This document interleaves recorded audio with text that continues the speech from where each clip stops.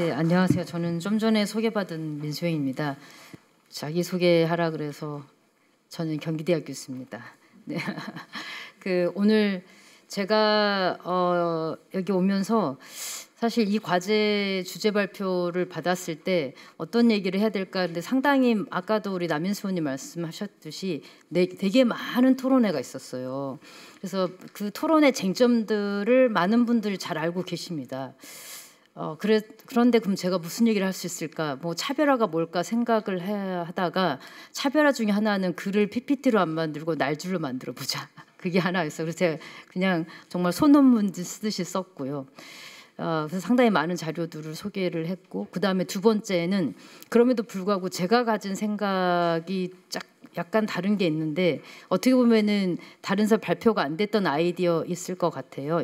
그래서 그거를 한번 던져보고 여기서 많은 분들의 의견들을 들어보자. 그게 얼마나 현실적인가 아닌가.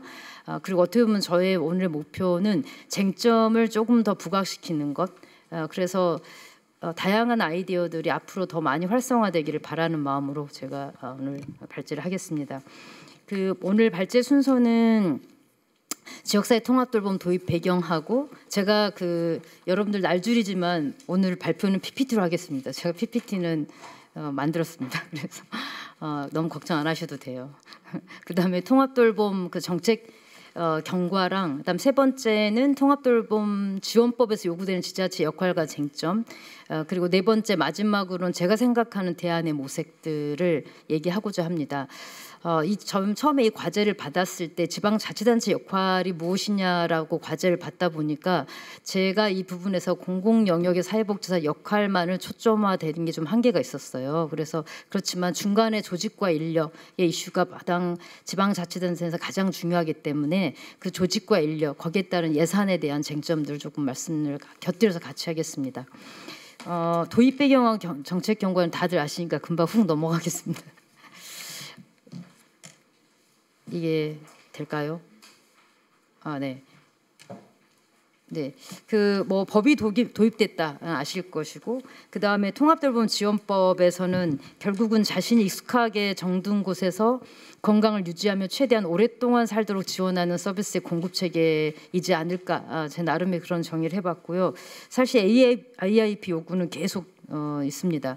최근에 노인종합 실태조사에도 거의 90% 가까운 사람이 나는 내 집에서 계속 살고 싶다. 이게 2020년 3년마다 노인 실태조사에 비해서 약 4% 정도가 증가를 했고요. 그다음에 건강이 악화돼도 내 집에 살고 싶다 하는 비율이 과반 정도 되는데 90세가 넘어가면은 더 늡니다. 결국은 나이가 높아갈수록 그 바람이 증가한다는 걸 알 수 있고요. 그다음 슬라이드를 보시면 네.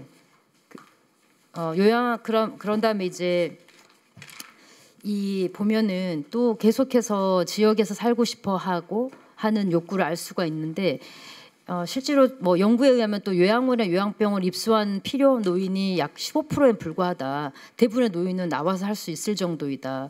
그러나 장기 입소자 중 60%는 집에서 생활 가능한 건강 기능을 보유하고 있고 또 요양병원에 요양원 입소 노인 25%는 2년 내 사망하고 20%는 건강 악화로 귀가 불가하다는 연구도 있어요. 즉 집에서 생활한 노인의 대신에 사망률의 건강 악화율은 7%밖에 안 된다. 그래서 지역에 사는 것이 더 의미 있다. 이제 이렇게 얘기를 합니다.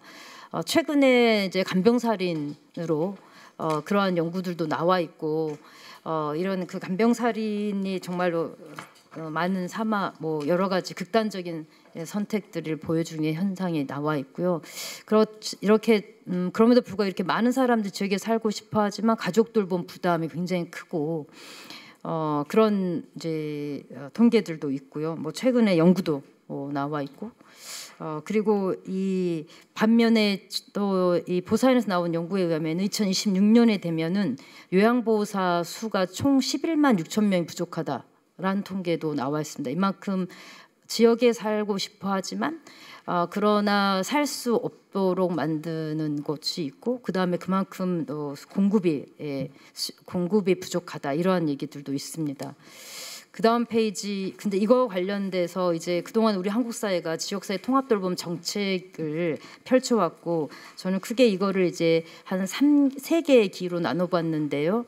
첫 번째 기는 시범사업기로서 지역사회 통합돌봄 선도 사업이라 할 수 있고, 여러분들이 알고 있는 2018년에 이제 커뮤니티 케어가 정책 방향으로 등장하면서 지금 2019년부터 2022년까지 전국 16개 기초지자체가 참여했죠.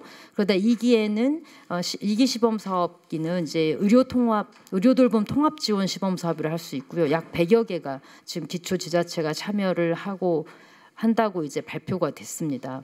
1기와 달리는 정보가 굉장히 많이 결합돼 있다는 게 차이가 있습니다. 그러다 보니까 발굴의 문제나 그다음에 의료 서비스 연계 부분이 조금 더 1기와는 더 긴밀해졌다는 거가 특징이라고 할 수 있겠습니다. 그리고 이 1기와 2기의 시범 사업을 겹치면서의 주장은 시군구 단위에서의 전담 조직과 전담 인력이 중요하다, 그런 결론을 내렸어요. 그런 과정에서 한 개의 제도화가 내년부터 우리는 이제 직면하고 있습니다. 그래서 2026년부터 전면 이제 시행 통합돌봄 지원법에 의해서 전면 시행하는 3번의 시기로 나눠볼 수 있겠다는 생각이 들었습니다. 그 다음에 이 보시면은 근데 이렇게 그동안 시범 사업을 거치면서 지역사회 통합돌봄에서의 지자체 역할이 중요하다라는 것을 우리가 알게 됐고, 그런 과정에서 통합돌봄 지원법이 지금 얘기하고 있는 중에서 제가 지자체가 해당되는 것만 한번 뽑아봤어요.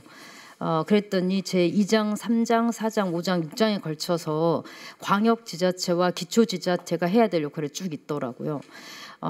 특히나 여기 2장에서 금방 제가 읊조렸던 6장까지는 기초지자체는 모두가 포함되어 있습니다. 그만큼 이 법에서도 기초지자체 역할이 굉장히 많이 들어있다는 걸 알 수가 있고요. 특히나 그 제3장의 통합지원 절차, 이거야말로 아까 말씀하신 인력이 굉장히 요구되는 거죠. 네, 특히 공공의 인력이 굉장히 요구되는 지점이라고 할 수가 있는데, 이 제3장의 통합지원 절차는 오로지 기초 역할로만 되어 있습니다. 그러다 보니까 기초 역할이 상당히 중요할 수밖에 없다라는 것을 알 수가 있습니다. 그 다음 페이지에 보시면은 결국은 뭐냐면은 여기서 알 수 있는 것은 휴먼 서비스라는 특징 때문이다라는 것을 알 수가 있습니다. 휴먼 서비스는 무엇보다도 지자체 주도성이 매우 요구된다. 휴먼 서비스는 주민들의 삶의 터전과 밀착된 지자체 단위에서 공급 체계를 통합 재구성하는 게 바람직하다는 것에 대한 전제가 있는 거죠. 왜냐하면 휴먼 서비스는 아시다시피 개인의 독특한 욕구에 기반을 두는 개별성과 또한 개인의 그 특정한 욕구를 개별 보지 않고 전체적으로 봐야 된다는 전체성, 그 다음에 욕구는 끊임없이 변화하기 때문에 지속적으로 그 주민을 따라가줘야 되는 그 욕구의 특징이 있죠. 그게 가변성이고, 또 하나는 이제 휴먼 서비스 자체가 이용자와 공급자 사이에 끊임없는 상호작용 속에서 만족도와 품질이 달라진다는 공동 생산이라는 특징을 가지고 있습니다. 이러다 보니까 아까의 그 법에서도 알 수 있듯이 기초지자체가 굉장히 주도성을 가지고 해야만 하는 서비스의 특징을 갖습니다. 그래서 그 다음 페이지 복지부에 의하면, 죄송합니다, 이게 돌아가질 않아서요. 예. 복지부에 의하면 지자체의 주도성 강화를 위해서 총괄 조직으로서 전담 조직의 설치 규정을 제시하고 있습니다. 아까 제가 보여드렸던 그 테이블에서도 전담 조직 설치를 기초지자체에다가 하도록 되어 있는데, 이게 이제 임의 조항이에요. 둘 수 있다, 이렇게 현재 되어 있고요. 그러면서 복지부는 지금 여기 왼쪽에 있는 게 바로 시군구 전담 부서는 이렇게 만들었으면 좋겠다라는 기본 모형을 제시를 했습니다. 이 기본 모형을 보면 크게 3가지의 기능을 얘기하고 있습니다. 하나는 통합돌봄 정책에 대한 기획 조정, 총괄 기능이죠. 그다음 2번째는 서비스 공급자에 대한 품질 관리. 그다음 3번째는 서비스 이용자에 대한 지원. 이게 바로 아까 통합지원 절차에 해당될 수도 있겠죠. 그래서 이런 3가지 기능을 할 수 있는 부서를 시군구 단위에 만들어야 되고, 그다음 좌측에 있는 것은 지자체 전담 조직의 설치 방향도 과나 팀을 만들 때 거기에 이름까지도 돌봄 또는 통합 이런 단어들을 넣어야 된다. 이렇게까지 굉장히 구체적인 지침을 전국에 이제 제공을 했죠. 사실 제가 뭐 다양한 다른 지자체 상황을 봐야 되는데 뭐 제가 살고 있는 수원 얘기를 하게 됐습니다. 그래서 저는 지금 수원에 살고 있는데 여기 수원에서도 지금 돌봄 정책팀도 직접 오시고 하셨는데 수원시청은 발빠르게 이 시민복지국 안에 돌봄 정책과를 만들었고요. 돌봄 정책과 안에 돌봄 정책팀 등등이 해서 이렇게 전담 조직을 설치를 하고 있습니다. 사실 이러한 변화는 다른 지자체에서도 많이 볼 수가 있습니다. 그 다음 페이지에 보시면은 지금부터가 제가 조금 더 이제 말씀을 드리고 싶은 내용입니다. 지금까지는 뭐 여러분들이 많이 잘 알고 있는 내용이기도 하고 지금부터는 조금 더 쟁점 중심으로 말씀을 드리고 싶은데 지금 보시면 아시다시피 지자체의 책무성과 주도성이 굉장히 요구된다는 걸 아는데 그것을 발현하기에는 한계가 있다. 그리고 그 한계가 뭐 여기저기서 얘기를 하고 있지만 그런 한계를 조금 더 정리를 해보겠습니다. 가장 크게는 이제 통합돌봄의 지원 절차가 아까 제가 보여드렸잖아요. 그게 기초 지자체의 역할을 보여드렸지만 사실은 기초 지자체의 그 역할 통합 지원 절차가 조금 이따 말씀드렸지만 이원화되어 있습니다. 그 이원화되다 보니까 두 번째 이슈인 지자체의 주도성을 능가하는 중앙정부의 주도성을 있음을 알게 되고 그게 기초지자체의 역할에 굉장히 제한을 둘 수 있다. 사실 기초지자체 아까 보시면은 제가 임의조항을 말씀드렸는데 전담 조직을 둘 수 있는데요. 이 전담 조직의 역할에 가장 어떻게 보면 밑바탕이 된다는 중요한 통합돌봄 대상자의 자격을 판정할 수 있는 중요한 정보를 가질 수 있는 중요한 정보를 파악하는 조직이 전문 조직인데 이 전문 조직을 또 두도록 해서 이 전담 조직의 기능, 총괄 기능의 힘을 약간 약화시킬 수 있는 그러한 쟁점이 있습니다. 그다음 세 번째는 통합돌봄 대상의 범위가 굉장히 다양하다. 지자체마다 다양한데 물론 지금 통합돌봄 지원법에 관련된 시행령 시행규칙 외에도 제가 조금 이따 보여드리겠지만 표준조례안도 내려왔잖아요. 그래서 표준조례안에서도 굉장히 다양한 해석을 두고 있어서 이 대상의 범위 모호가 지자체에서는 또 약간의 어려움을 주고 있고 이 어려움 대상의 범위가 또 정해져야 어느 정도가 돼야 그게 바로 인력에 대한 확충 그리고 그걸 위한 재원까지 연결되는데 이것이 다 현재로서는 아직은 좀 모호한 상태에 있다는 게 쟁점입니다. 그럼 하나씩 살펴보면은요, 그 그림에 이게 이제 그 복지부에서 내려보낸 의료 요양돌봄 통합 지원 설명 자료인데 그 중간에 보시면 시군구가 바로 대상자에 대한 직접 발굴부터 해서 사후 관리의 메인 역할들을 하도록 그렇게 되어 있죠. 그 다음 페이지에 보시면 그런데 그 앞에서 봤었던 그 조사 판정 있잖아요. 이 조사 판정 부분에 대한 것이 그다음 여기 보여드리는 것처럼 조사 판정이 두 개의 조직으로 크게 보면 나눠져 있어요. 전담 조직과 전문기관 나눠져 있고 시군구의 전담 조직은 아까 우리 이용규 회장님도 말씀하셨지만은 전담 조직에서는 종합 판정을 하려고 돼 있지만 종합 판정의 종합 판정의 중요한 데이터가 되는 통합 판정, 물론 법에는 없는데 이 통합 판정의 역할을 지금 전문기관이 하도록 되어 있습니다. 그러다 보니까 지궁 읍면동에서는 사전조사를 하고 의뢰를 하는 거죠. 통합판정 의뢰를 하면 전담기관에서는 그 의뢰를 받은 것에서 통합판정을 합니다. 그리고 통합판정을 하는데 이 통합판정을 지금 전문기관을 부르고 있고 이 통합판정하는 전문기관에서는 건보공단과 염군공단이 있습니다. 지금 저기 중앙정부에서는 정신질환도 포함된다고 발표를 했고 다만 정신질환의 통합판정 도구나 통합판정을 누가 할 것인가는 아직은 연구에 지금 들어가 있는 상황입니다. 이런 이원화가 되어 있다는 것, 즉 전문기관이 통합판정 체계를 개발하고 그 다음에 서비스 대상자를 어떻게 보면 여기서 선정할 수 있는 중요한 권한이 이제 쏠려 있는 현상을 볼 수가 있습니다. 그 다음 페이지를 보시면은요. 그래서 이거를 제가 법에 근거한 거를 아까 그 앞에 제가 보여드는 절차 있잖아요. 신청 발굴, 조사 판정, 계획, 서비스 제공, 점검 이 부분에 관련된 세부 과업들을 법을 가지고 한번 잘게 쪼개봤는데요. 쪼개봤더니 지금 제가 굵게 표시된 것 중에 통합 판정 조사와 장애 판정 조사는 전문기관에 가 있는 거죠. 그런데 이건 법에는 통합돌봄 지원법에는 없지만 대신에 종합 판정을 전담 조직을 하고 종합 또 하나는 종합판정 결과 안내도 전담 조직이 합니다. 그리고 개인별 지원계획 수립은 사실은 전문기관이나 통합지원 관련 기관들에도 부여할 수 있지만 이제 시행령의 시행규칙 그리고 표준조례에 의하면 개인별 지원계획은 전담 조직이 합니다. 그러면 이렇게 그림을 그려보면 일단 전문기관에서 통합판정 조사를 내려주면 전담 조직인 시군구에서는 그거를 시민들에게 알려주고 그다음에 또 통합 판정된 결과를 가지고 지자체가 계획을 세운 이런 상태여서 벌써부터 이제 지자체 입장에서는 민원의 문제라든지 여기 공공 영역에서 오셨는데요. 왜 그런 결과가 나와 있는지에 대한 설명을 굉장히 하기가 어려워지는 이런 어려움들을 벌써부터 토로하고 있습니다. 그 다음 페이지 보시면은 그게 바로 제가 이제 여기다 써놨는데 종합 판정 절차가 통합 판정과 종합 판정으로 세분화돼 있고 결과는 지자체가 안내를 하고 또 그 통합 판정 결과로 지원 계획을 수립을 하고 결국은 판정에 관여하지 않은 지자체가 해당 주민에게 판정 결과를 설명하고 실행해야 되는 구조이다. 이거 오히려 어떻게 보면은 기초지자체가 전문기관의 대행자로 전락되는 건 아니냐 그런 우려들을 지금 가지고 있습니다. 다음 페이지 보시면은 사실은 시군구 조례 재개정 가이드라인도 보시면은요 통합 판정이나 통합 판정 그런 얘기는 없고 그냥 개인별 지원 계획 수립을 시군구에 하도록 돼 있어요.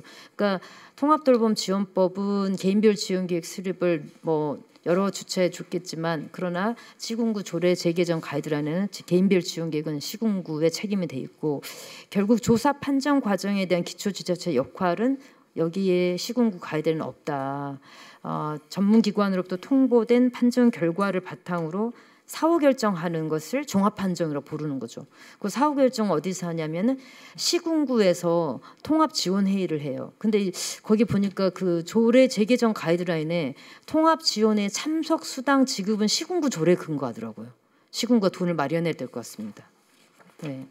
그 다음 페이지에 보시면은 결국은 이로 인해서 돌봄 욕구에 대한 조사, 판정, 지원계획 수립이 분절주로 수행되면서 지역 인구의 특성이나 복지 수요 또는 서비스 차원에 대한 지자체 역할 결합이 어려워지는 건 아니냐라는 우려가 우리가 볼 수가 있습니다.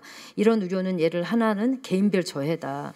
동일 질환이라도 사실은 개인이나 지역에 따라 돌봄 욕구는 달라야 하는데 표준화된 욕구조사이잖아요. 판정조사 자체가 그게 표준화된 욕구조사로 과연 개인의 특별한 개성과 차별성이 살릴 수 있겠는가. 두 번째는 특히나 지역 특성이 반영도 어렵다. 자원이나 교통 등이 농촌도시나 도시 등 굉장히 상이하기 때문에 개인별 욕구의 발현과 거기에 따른 개인별 지원 계획도 달라야 될 건데 이건 지역의 특성이 반영이 되기 어렵지 않는가.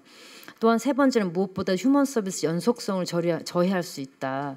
왜냐하면 조사 판정 결과가 개인별 계획에 충분히 반영되지 못할 우려도 있고 또 하나는 조사 계획이 분리되다 보니까 사실 지자체에서는 조사를 해야 우리 지역이 어떠한 자원이 부족한지 그리고 어떤 자원을 좀 더 개발해야 되는지를 파악할 수 있는데 그러한 유인 효과도 저해될 수 있다라는 생각이 들고요. 그 다음 페이지 만약 이용자 측면에서도 보시면은 긴급 욕구 대응의 한계가 있을 수 있습니다. 즉 여기 옆에 표에서도 그림에서도 알 수 있듯이 사전조사는 읍면동에서 하지만은 이거를 통합판정에 신청을 해서 전산을 입력하고 문답을 하는 공단을 수행을 이차하고 통합판정을 또 공단에서 하고 또 공단에서는 3번의 심의를 거치고 그리고는 욕구조사의 결과를 알려주니까 이 기간이 상당히 오래 걸려요. 뭐 한 달까지도 걸릴 수 있는데 이럴 때 지자체에서는 긴급한 욕구에 대응해서의 한계를 가질 수 있고 이용자 입장에서는 그런 우려가 생기고 또 하나는 이용자 입장에서는 굉장히 필요할 수도 있겠죠. 분명히 조사를 하러 누군가는 왔는데 즉 뭐 건보에서 갔겠죠. 아니면 장애인공단에서 누군가는 왔는데 와서 사실 지자체 입장에서는 계획을 수립해야 되는데 그 정보가 충분하게 나오는 것이 한계가 있을 수밖에 없겠죠. 아무래도 표준화된 도구를 쓰다 보니까 그러다 보니까 지자체가 재조사하게 될 필요가 있고 이것은 그 이용자의 굉장히 피로도와 짜증을 불러일으키기도 합니다. 여기 안에서의 또 여러 가지 불만과 민원은 또 지자체 책임성이 될 수가 있겠죠. 그 다음 페이지 보시면 이게 이제 하나 이원화된 절차가 하는 쟁점이고, 두 번째는 전담 조직 대 전문 조직이라고 볼 수 있는데요. 지금 통합돌봄지원법 21조에는 지자체 전담조직 설치를 규정을 물론 임의조인을 하고 있지만, 그러나 조사 판단의 기능은 전문기관에 두다 보니까 전담 조직의 총괄 기능에 제약이 있을 수 있습니다. 이게 더군다나 이게 전문기관 선정 권한이 중앙정부에 있어요. 그러다 보니까 전담 조직과 전문 기관 간의 수평적인 협력이 아닌 수직적 통제 관계가 형성될 수 있고, 또 전문 기관이 표준화된 기준을 개발하기 때문에 지자체의 통합돌봄 내용과 방향이 오히려 수직적으로 통제를 받을 수가 있겠죠. 여러 학자들은 그래서 본래 지자체 주도형 통합돌봄이라는 정책 방향이 희석될 수 있다고 여러 학자들은 또 비판해 왔습니다. 특히 전문기관의 본질적인 역할은 돌봄 비용 통제에 있는데, 그렇다면 이게 돌봄 보장이라는 정책의 대전제 자체가 흔들릴 우려가 있지 않나라는 생각도 해볼 수가 있습니다. 그다음 세 번째 이슈는 통합돌봄 대상의 범위인데요. 지금 복지부는 여기 나와 있듯이 노인, 장애인, 정신질환자 이렇게 해서 좀 더 단계적으로 확대하겠다라고 밝히고 있습니다. 그리고 시행령 지금 아니지만 2조에서는 통합 지원이 필요한 취약계층 등으로 돼 있어서 원래 통합돌봄지원법은 노인, 장애인 등으로인데 이 등을 좀 더 폭넓게 해석할 수 있는 여지를 지금 놓고 있죠. 그 다음 페이지 보시면은, 그래서 이게 제가 기초지자체별로 굉장히 적용하는 대상 기준이 상이할 수가 있겠다. 근데 기초지자체 입장에서는 이제 이게 나중에 말씀드린 인력과 예산까지 다 연결되니까 사실은 굉장히 여기서 어떻게 결정을 해야 될까가 기초지자체에서는 또 고민입니다. 제가 2기 시범사업 참여하는 12개 지역 지자체 조례를 한번 분석을 해봤는데요. 그 12개 지역 중에서 노인만 대상으로 하는 건 4개소에 불과했고요. 4개 지역에 장애인이 포함된 곳이 한 4개 되고, 정신질환자는 2개 지자체, 아동이 포함되는 곳도 있었습니다. 그리고 일반 돌봄 필요 주민이다 이렇게만 포함된 데고 있었고요. 옆에 보시면은 이 통합돌봄지원법과 시군구 조례 재개정 가이드라인을 제가 표에도 넣어놨지만, 전주시가 지금 현재 전주시도 1기, 2기 그리고 3기 1기와 2기를 모두 참여한 곳인데, 여기는 통합돌봄 지원에 관한 조례에 네 번째에 보시면 아동복지법에 따른 아동도 포함되도록 되어 있습니다. 사실 돌봄의 대응 범위를 생애주기 돌봄으로까지 확대하는 사례들이 있고요. 예를 들어서 수원시 같은 지자체는 통합돌봄 지원 조례 영유아까지 포함하고 있습니다. 그래서 굉장히 다양하게 지금 포함되어 있다.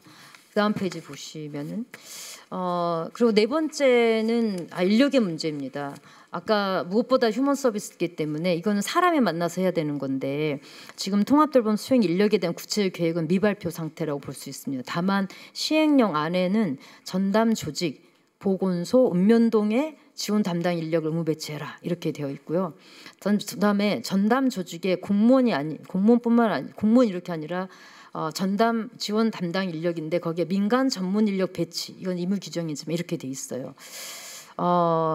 그래서 이게 무엇보다도 기초지자체가 총괄 기능을 하기 위해서는 전담 조직 내 인력 확충이 필수적인데, 자, 인력에 필요한 것은 결국은 공공인력은 행자부에 지자체 공무원 적정 인력 산출 지표에 근거할 수밖에 없는데요. 이 지표를 보면은 돌봄 수요를 제대로 반영하기는 어렵다고 볼 수 있는 지표입니다.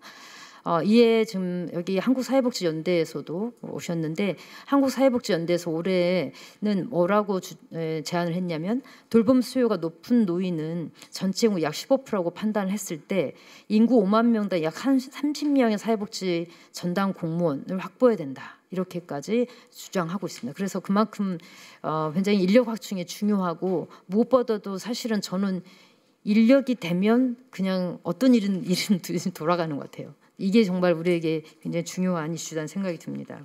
그 다음 페이지 보시면 근데 이 인력에 관련돼서 또 하나 저는 이제 오늘 여러분들께 한번 생각을 해봤으면 좋겠다는 생각이 지속성의 문제입니다. 우리가 인력을 얘기하면 항상 두 가지 얘기하는데 전문성과 지속성을 얘기를 하거든요. 왜냐하면 이건 휴먼 서비스이기 때문이에요. 그래서 욕구조사와 지금 전담 조직 인력이 필요하다 보면 총괄 기능하는 것. 아까 전담 부서가 세 가지 역할을 한다 그랬을 때 총괄 기능, 그다음 공급자의 품질 관리, 그다음에 통합 지원 절차인데 이런 통합 지원 절차 특히 이 부분에서는 휴먼 서비스에 관련 관계 중심이 중요하기 때문에 이게 지속성이 중요하고 이 지속성이 현재 공무원의 반복적인 이 순환 보직 이런 문제 때문에 일부 지자체에서는 민간 전문 인력을 활용하고 있습니다. 근데 이 민간 전문 인력에도 갖는 한계가 어떤 거냐면 불안정한 신분이에요. 공무직이다 보니까 이게 근로 동기에 일정 정도의 시간이 지나면 이제 근로 동기의 저하를 가져오는 또 이런 한계들이 있습니다. 그럼에도 불구하고 어쨌든 시행령 안에는 민간 전문 인력 배치를 허용하고 있습니다. 그래서 저는 이것도 우리가 정말 풀어봐야 될 쟁점이다. 그래서 그 다음 페이지 보시면은 이 그동안에는 이런 비슷한 사례 관리와 관련된 그러니까 사례 관리도 비슷한 절차이잖아요.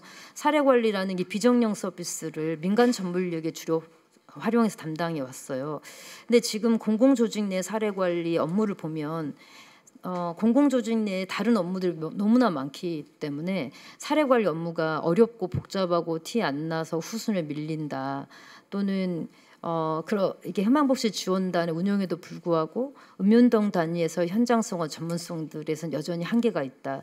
순환 보직의 문제 때문에 그나마 쌓였던 읍면동의 전문성들이 무력화되기도 하다. 또 그러다 보니까 전문직위제 얘기를 했지만 사실 전문직위제도 현장에서는 공무원의 어떤 승진이라는 시스템과는 그냥 상충되는 또 대안이 된다라는 비판도 많이 있더라고요. 결국은 저는 이런 문제를 우리가 비판했는데 좀 풀 때가 되지 않았나 생각이 들어요. 그래서 민간 전문 인력들을 필요로 그러니까 전문성과 지속성을 유지시켜야 된다라는 거 대전제라면 현재는 공무원 인력과 그다음 민간 전문 인력에 대한 구성과 그다음에 체계 운영 체계를 좀 바꿔야 되지 않을까 그런 생각이 듭니다. 그다음 페이지 보시면은 더군다나 또 하나는 이제 우리가 인력을 확충을 할 때 어떤 것까지 저는 고민해봤으면 좋겠냐면요. 주거 환경 생활 영역을 포괄한 인력 구성 확대가 필요하다. 왜냐 지금 보면은 이 통합돌봄지원법은 보건과 복지를 얘기하고 있지만 즉 의료죠. 보건 의료와 복지를 얘기하지만 주거도 굉장히 중요한 한 축인데 이 주거까지 고민할 수 있는 인력 구성이라는 것이 아직은 좀 많이 부족한 측면이 있다. 그런데 만약에 우리가 이제 새로운 민간 전문 인력들을 구성한다면 이런 우리는 인력들도 고민해야 된다. 이제 그런 생각이 들고요. 사실 해외 사례들 좀 찾아보니까 해외에서는 특히 뭐 영국 같은 경우에도 우리가 커뮤니티 케어를 얘기하면 영국을 많이 하는데 영국 얘기를 많이 하는데 영국은 주거 주택 개조 등등의 그 코디네이터들을 장기 요양 전문 인력으로 활용을 해서 조인트 팀에 놓고 같이 그러니까 돌봄 사례 관리를 하는 인력으로 같이 활용하고 있습니다.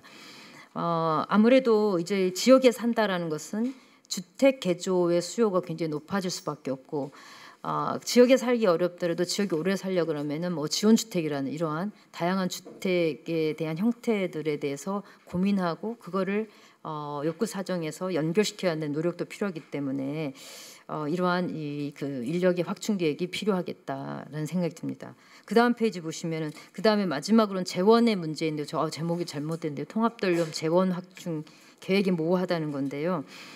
조직 인력 서비스된 예산 지원의 책임성이 좀 더 명확해야 된다.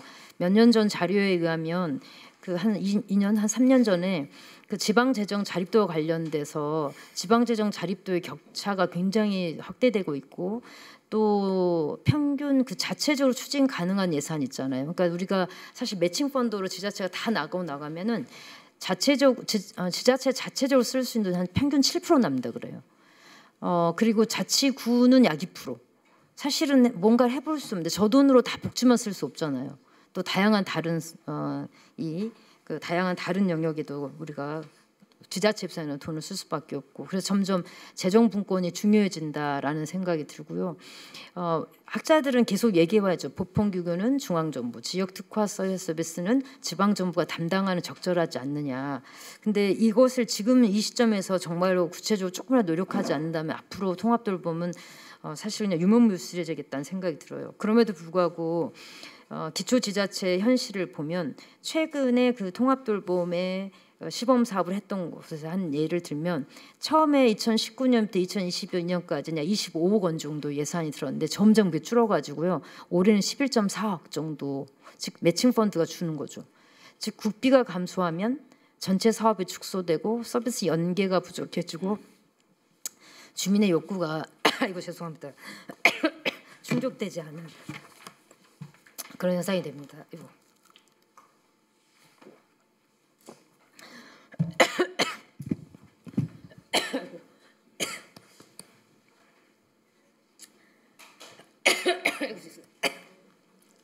그 다음 페이지 하겠습니다. 제가 시간이 아직 남았죠. 아이고. 예, 지금 그러면 우리 발제자께서 숨을 고르는 동안 제가 처음 시작할 때 안내드리지 못한 거 오늘 이제 우리 토론회 진행은 약 그 전체 시간 2시간 정도, 4시 반 정도에 마감할 계획에 있고요. 그리고 원래 발제자께서는 30분 정도 발제를 해주시고 우리 토론자로 참여하신 세 분은 약 15분에서 20분 사이로 해서 토론을 하도록 하겠습니다. 그리고 우리 이제 발제자께서는 한 5분에서 네. 6분 정도로 해서 그 발제를 마무리해 주시면 감사하겠습니다. 네. 가능하실까요? 네. 네. 예, 그래서 더 이어서 보면은 그다음 페이지 이제 전에서 어떤 우리가 지금까지 쟁점이 있었는데 그런 쟁점들에 대한 대안을 좀 더 모색해 보자라는 측면에서 첫 번째는 저는 여기 시점에서 다시 한번 휴먼 서비스를 고민해봐야 되지 않을까라는 생각이 들어요. 이게 근본적인 기준점이 무엇인가? 저는 공급 체계를 설계하기 전에 근본적인 기준점이 참 중요하다. 하나는 휴먼 서비스가는 아까의 고유 속성인 개별성과 공동 생산성, 그리고 지자체의 강점과 책임성, 이건 공공성과 접근성을 할 수 있고요. 또 하나는 저는 이거를 정말 우리가 생각해봐야 되는데 이용자, 공급자 모두가 좀 만족하는 전달 체계가 나와야 된다. 이용자의 만족만이 고려할 수 없는 게 사실은 휴먼 서비스는 아까 말씀한 공동 생산의 특성을 갖기 때문에 공급자도 자기 직무에 만족하지 않으면은 이건 좋은 서비스가 되기 어렵다. 근데 보통 우리가 돌봄 윤리 핵심 얘기에서 상호 의존성을 저는 그래서 얘기를 해보고 싶다. 보통 우리가 돌봄 서비스를 구축을 할 때 공공성, 지역사회 중심보, 이용자 권한 이렇게 많은 얘기를 하는데요. 저는 여기에 상호 존중을 넣어서 상호 존중이라는 것은 이용자의 돌봄 받을 권리, 그다음 제공자는 돌봄 제공할 권리를 모두 같이 조장을 해야 되고 이용자 입장에서 돌봄 받을 권리는 내가 익숙한 곳에서 인간의 품위를 지키면서 최대한 오래 살고 싶다. 제공자 입장에서는 내 노동에 대한 정당한 대가를 달라. 저는 이거는 동등하게 권리가 보장된다 생각이 듭니다. 그다음 페이지 이제 이러한 관점을 가지고 시국무 단위에서는 조직은 온전한 총괄 기능을 보장을 해야 된다. 그러려면 이게 단순한 사업이 아닌 시스템으로 전환까지를 고민해야 된다기 때문에 특정 지금 지자체에서는 노인복지과에다가 이 업무를 주려고 하는 곳도 있는데 사실은 이게 아니라 조직 인력에 대한 조정 권한을 가진 부서에서 맡아야 된다는 게 하나의 원칙이 될 것 같고요. 그다음 인력 측면에서는 전담 조직 운영 인력 반드시 확충되어야 됩니다. 시군구와 읍면동에서 역할들에 필요한 인력들을 확보돼야 되고요. 그다음에 인력을 그런데 문제는 인력 산정에서 돌봄 수요를 반영한 지표로의 개선이 필요하다. 또한 확보된 인력이 제대로 돌봄 업무에 배치되는 점검할 수 있는 지표도 필요하겠다. 그다음 세 번째 또 하나는 공무원의 전문성 기반의 전환이 필요하다는 겁니다. 과거 우리는 이제 기존의 저소득 취약계층 중심의 패러다임에서 탈피를 해서 보편적인 돌봄 욕구에 대한 이해와 공공성에 대한 이 기반의 가치, 아까 그 모든 상호 돌봄이라는 거잖아요. 그런데 이 기반의 가치를 인식을 필수적으로 할 필요가 있다는 생각이 듭니다. 그 다음에 있는 페이지에 보면은 또한 이제 공동 생산이 가능한 돌봄 통합돌봄 인프라를 구축해야 된다라는 생각이 드는데 저는 전문기관에 대한 지자체 권한을 강화하는 방식으로 지금 법이 바뀌어야 되는 건 아닌가? 아니면은 시행령에도 보건복지부 장관이 지정하도록 돼 있는데 지자체장이 지정하는 공공기관, 법인, 단체 등으로 확대할 필요가 있다는 생각이 듭니다. 그렇고 그래서 시군구에다가 시군구 직영 전문기관도 고려하자. 지금은 전문기관에 얘가 뭐 어디까지냐면 시도 사회서비스원까지 있는데 시군구 단위도 좀 필요하다는 생각이 들어요. 그래야지 시군구가 더욱더 주도적으로 이 통합돌봄을 할 수 있다. 그래서 같이 뭐 통합돌봄 전문센터이든 간에 시군구 직영 전문기관 2대 어디다 둘 것이냐. 지금 법사위에 계류 중인 시군구 사회서비스원 또는 기존 복지재단을 활용할 수 있고 만약에 사회서비스원에 준다면은 시군구 그 법사위에 있는 그 법에다가 통합돌봄 포함한 방식이 있고요. 만약에 기존의 복지재단을 활용한다면 시군구에 있는 이거는 행자부인 지방출자출연법에서 제4회 통합돌봄을 추가 명시하는 방법도 있겠다. 또 하나 전문조직 인력 같은 경우에는 조사, 판정, 계획, 모니터링 직접 수행하는 방식. 지금 이거는 전문기관하고 이렇게 분리돼 있잖아요. 그렇지 않고 지자체가 통합적으로 할 수 있도록 대신에 인력은 다 분야의 민간 전문 인력을 중심으로 해서 보통 지금 사회복지사하고 보건의료인만 생각하는데 저는 민간 전문 인력을 하나의 다학제 간 팀으로 구성해서 사회복지사, 보건의료인, 요양보호사, 작업치료사, 영양사가 함께 포함될 수 있는 팀이 필요하고 향후에는 기존의 통합사례관리사나 희망복지지원단 등의 통합 운영도 필요하다는 생각이 듭니다. 그 다음 페이지 보시면은 이렇게 함으로써 공공성이나 접근성 또 일관성 그리고 무엇보다도 왜냐하면 일관성은 이제 그 읍면동에다가만은 조사 판정 기준을 다 줄 경우에 다른 지자체에서는 읍면동에서의 그 조사관 편차 얘기를 했었거든요. 그래서 그분 해결할 수 있고 지속성, 그 다음에 전문성, 다 분야 전문의를 두기 때문에 그다음 돌볼 권리 보장 부분에서 또 우리가 이거를 관점을 가진다는 생각이 듭니다. 그 다음 페이지 보시면 그래서 읍면동의 신청 접수 단순 돌봄 서비스 연결을 하고 시군구에서 통합 돌봄 정책을 총괄하되 아까 말씀드린 시군구 직영 전문 조직에서 직접적인 통합 지원 절차를 가져가는 방식을 생각해봤습니다. 그 다음에 세 번째로 서비스 같은 경우에는 아까 인간의 본질적인 속성을 고민하면서 만들자. 그러려면은 저는 새로운 공급 방식이 필요하다. 예를 들어서 혼자 살기 무섭지만 늘 함께 있는 건 피곤한 독거노인도 있을 것 같거든요. 그런데 평생을 요양원에서 살면 얼마나 힘들까. 제가 예전에 독일 갔더니 주중에는 요양원, 주말에는 자기 집 이런 사람도 있더라고요. 저는 그런 다양한 이용자 인간성 중심의 서비스 개발을 지금은 창의성이 필요하다, 상상이 필요하다는 생각이 들고요. 그 다음에 다음 페이지 보시면은 그래서 제가 여기 뭐 사례인데요. 제가 최근에 만났던 사례였습니다. 최근에 만났던 사례가 70대 노 부부 있는데 이건 한번 읽어 보시면 좋겠습니다. 시간이 뭐 지금 이제 저한테 한 1분밖에 남지 않아 가지고요. 그런 생각이 들고 이 전통적인 사회 서비스 기관뿐만 아니라 사회적인 경제적이나 주민 조직들과 함께 협력하는 게 필요하겠다는 생각이 들고요. 마지막으로 재원 부분인데 재원은 지자체 현장에서 굉장히 아까처럼 비판이 늘고 있습니다. 굉장히 재원이 줄고 있다. 실현 불가능하다는 비판이 제기되고 있어서 재정 분권형 예산 구조의 필요로서 최근에 많은 학자들이 얘기하고 있는 게 빅딜을 제시하고 있습니다. 기초연금이 중앙정부가 낸 기초연금이 약 4.3조억인데 이걸 국가가 그냥 부담하고 노인 관리는 사회서비스 약 3.1조 이건 전액 지자체가 부담을 하면 남는 돈으로 약 1.2조억 정도 남는데 1조 이거는 그냥 지자체가 자율적으로 통합돌봄을 쓰면 어떻겠냐라는 거고요. 마지막으로 제안을 또 하나 저는 드리고 싶은 게 유사 목적의 다양한 통합사례 인력들이 존재하는데 이들을 유연하게 통합시킬 수 있는 것. 즉 말하자면은 지자체 단위에서 유사하다고 생각되는 업무들을 대한 재정이나 인력을 유연하게 통합할 수 있는 재량권을 주고 그거를 그 재량권을 얼마나 잘 허용하면서 우리 지역에 더 좋은 전달책의 아이디어를 냈느냐라는 걸 가지고 정보합동평가에 대한 자율지표도 넣었으면 좋겠다. 그런 제안을 했습니다. 예, 저는 여기까지 하겠습니다. 감사합니다. 예, 민소영 교수님 수고 많으셨습니다.